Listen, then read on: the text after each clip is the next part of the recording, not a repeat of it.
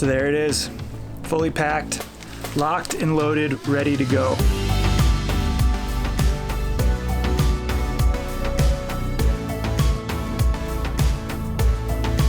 What's up, everybody? It is race week here for UTMB 2023 in Chamonix. I'm gonna get rid of this gum because that's distracting and gross. Sorry about that. Before I get into packing all of my gear for race day, which is tomorrow. Tomorrow, starting at 6 p.m., I will be running Trail du Mont Blanc, UTMB. 106-mile race with 32,000 feet of vertical gain around Mont Blanc. Starting in Chamonix and coming all the way back around and finishing in Chamonix, circumnavigating the entire Mont Blanc Massif, which is a range of mountains, you know, whatever. But before I pack this all up, I thought I would walk you through what I'm gonna be working with on race day. Let's get into it. I'm gonna start with all the gear that I'm gonna be wearing, working to the gear that I'm gonna be carrying, and then the food that I'm gonna be eating. Okay, let's talk the basics. The things that you essentially can't run any race without. A bib. Everybody needs a bib. Can't start a race without a bib or a timing chip or something. 2764, that's my race bib this year. I think that's pretty good. The number doesn't matter to me at all, but that works. Shorts, I have my tried and trusty 2-in-1s. You have the spandex lining. They feel really good. If I need an extra pair, I will be dropping a lot of my clothes, socks, fresh pair of shoes in my drop bag for Courmayeur. I can't speak French, however you say Courmayeur. Soft tops, I like rabbit and Patagonia tops, so I'll be running in those today. Keeping a few of those on hand for when I'm feeling the need to get fresh and clean. And then socks. For my socks, I'm running Injinjis. Injinjis are the toe socks. I've been running with Injinjis at races for about 4 years now. And I find that the separate toe socks help with rubbing and irritation in the toes. And I really like the medium thickness. They help wick away moisture and feel really good while also keeping a good hold in the shoe without being too thick or too thin. And shoes. I'm gonna do a whole video on my training shoe choices and my race shoe choices. But this time around, I'm running in the Saucony Exodus Ultra 2. I ran in the Ultra 1s, the first version, and I liked them okay, they were fine. As some of you might know, I'm very partial to the Peregrines. So what the Exodus Ultra 2 give me over the Peregrine 12s is just about 6 millimeters of extra cushioning. 6 millimeters might not seem like much, but it goes a long way when racing. And then from there, I've got a race cap, nice and light. From there, basics, watch. Got to go out with my Coros. I love this thing. It should hold charge for the entire race. I just have to remember to charge it up tonight. Sunglasses, can't go out without sunglasses. The absolute basics that I run almost every run with. So that was the basics, everything that I'm going to be starting the race wearing. These are the required items that UTMB is sending us out with. Come on over here and I'll walk you through it. Okay, and on to the next, we're talking outerwear. I'm gonna bring a buff to wear on my neck or my head at night if I get cold, but it's also a really good layer, like to wear as a bandana whenever I've gotta wear my headlamp. Arm sleeves, you can put them on and then easily take them off. So when you're climbing really, really hard and your heart rate is getting up, you're getting hot, it's a lot easier to be able to pull your arm sleeves down rather than taking a top off. You can easily pull them back up once you start getting cool on the downhill or on the flats. Or if you're going up and over a pass and you want a quick extra layer on your arms to warm up. But speaking of extra layers, this here is my Patagonia Houdini, but it's super light. It's a great windbreaker. It is not waterproof.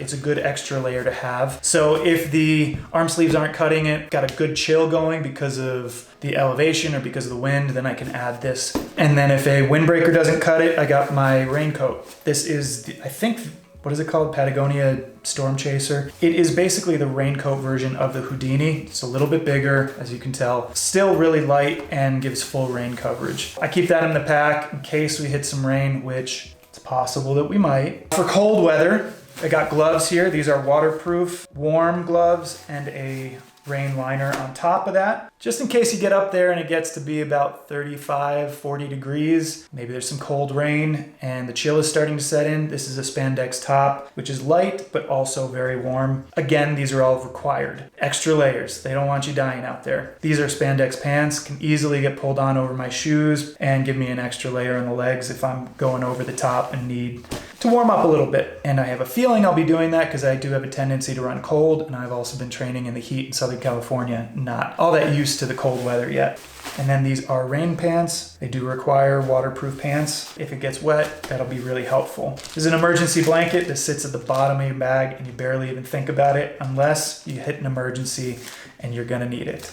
Emergency tape. If I need to bandage anything up or tape up my legs, fingers, toes, whatever, that'll be nice to have. For the overnights, 2 torches. I got a 400 lumen black diamond spot, and then this is an Olympia head torch. This is super bright. It's pretty heavy on the head. Without a Kagala belt light, which I did not want to bring this time, it's hard to find battery life and light quality that matches this. I will be carrying extra batteries for both torches and carrying both torches through the night, through both nights. It's just the required gear. That's what UTMB tells me. I will have an extra fleece hat. I'm gonna leave one in my drop bag. I don't foresee the need to use it. A buff should be perfectly fine. Then moving on to hardware. Oh, excuse me.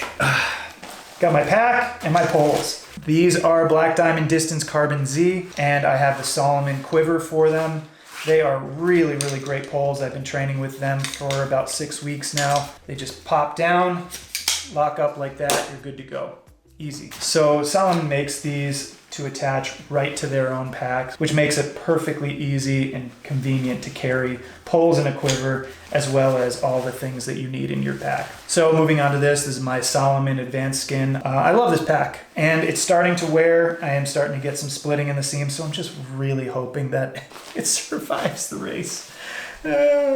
Please. But it has all the space that I need to stuff all the items that I'm required. Oh, and then I forgot. They are requiring that I bring my phone, have it on and live tracking the whole time. So I'm bringing a backup battery. Batteries die, phones die, all that stuff. And I'm gonna bring the GoPro.